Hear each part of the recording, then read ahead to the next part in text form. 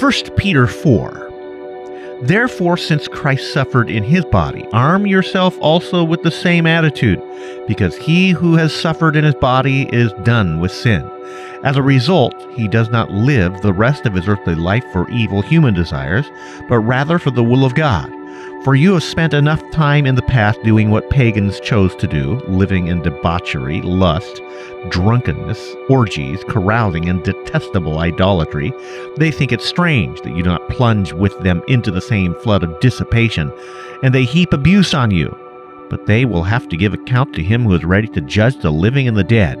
For this is the reason the gospel was preached even to those who are now dead, so that they might be judged according to men in regard to the body, but live according to God in regard to the Spirit. The end of all things is near. Therefore be clear-minded and self-controlled so that you can pray.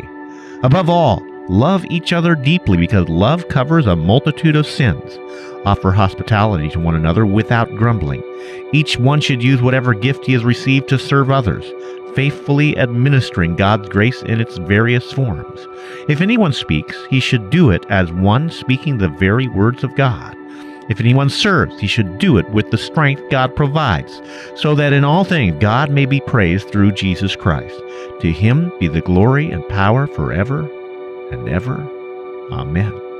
Dear friends, do not be surprised at the painful trial you are suffering, as though something strange were happening to you, but rejoice that you participate in the sufferings of Christ, so that you may be overjoyed when his glory is revealed.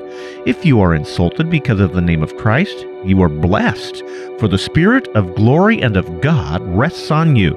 If you suffer, it should not be as a murderer, or as a thief, or any kind of criminal, or even as a meddler. However, if you suffer as a Christian, do not be ashamed, but praise God that you bear his name. For it is time for judgment to begin with the house of God.